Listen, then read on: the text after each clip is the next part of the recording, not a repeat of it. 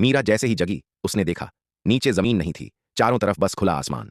अगले ही पल उसे याद आया, आज दफ्तर के लिए देर हो जाएगी। एक सेकंड भी सोचे बिना जो लोग यह वीडियो देख लेते हैं उनके साथ ऐसा कभी नहीं होता। अचानक वो फिर नीचे गिरती है, लेकिन इस बार एक नरम गद्दा उसे थाम लेता है। तभी मीरा को एहसास होता है आसमान में हर तरफ उड़ते हुए बिस्तर भरे पड़े हैं। गिरते गिरते उसकी मुलाकात अपने पड़ोसी दाऊ से होती है। ऊपर एक रॉकेट उड़ रहा था और पड़ोसी का मोटा बेटा पता नहीं कब से लगातार नीचे गिरता ही जा रहा था। आखिरकार मीरा शहर के बिल्कुल ऊपर पहुंच जाती है। वो बिस्तर के पाए को जोर से पकड़ती है, अपने घर की दिशा तय करती है और सीधा 1 महीने बाद अपने ही बिस्तर पर उतरती है। जब उत्तर पश्चिम के एक आदमी को मीरा का अनुभव पता चलता है तो वो भी कहता है, मुझे भी आसमान में सोना है।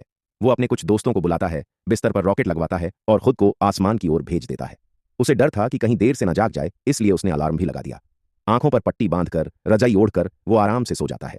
जब उसकी आंख खुलती है तो जमीन अब भी सैकड़ों मीटर नीचे होती है। वो दिशा ठीक करता है, धीरे धीरे रॉकेट बंद करता है और आखिरकार सुरक्षित रूप से जमीन पर उतर जाता है। अब कहानी मुड़ती है एक खेल के मैदान की तरफ। यहाँ हो रही है सांप खाने की प्रतियोगिता। सबसे पहले आदित्य अपना सांप श्वेत छोड़ता है। दूसरों के चेहरे की हंसी देखकर अपना सांप नील बाहर निकलता है।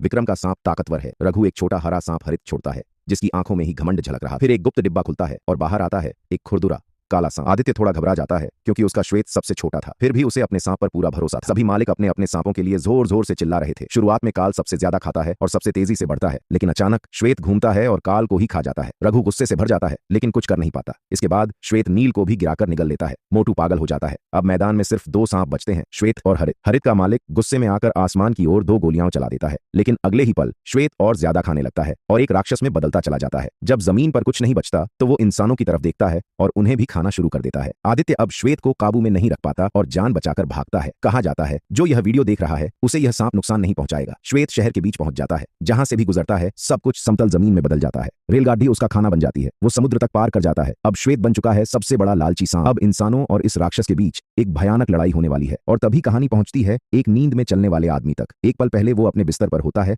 और अगले पल कभी बैठक में कभी सड़क पर। इस बार तो हद हो जाती है। वो जंगल में सोता हुआ मिलता है। घर लौटकर वो कैमरा देखता है और सच्चाई समझ जाता है। वो रात में नींद में चल रहा होता है, लेकिन वो इसे हल्के में लेता है। दोबारा सोता है और अगले ही पल सीधे छत पर पहुंच जाता है। नीचे देखता है तो उसकी जान निकल जाती है। कैमरे में साफ दिखता है वो खुद कंबल और सीढ़ी लेकर छत पर चढ़ा और पीछे से सीढ़ी हटा दी। अब वो दरवाजा बंद कर लेता है, चाबी खिड़की से बाहर फेंक देता है। सोचता है अब कुछ नहीं होगा, लेकिन हादसा फिर होता है। इस बार वो यह नहीं सोचता कि यहां कैसे पहुंचा, बस एक ही सवाल था, यहां से बाहर कैसे निकलूं, क्योंकि इतनी ठंड में सोना सबसे मुश्किल होता है।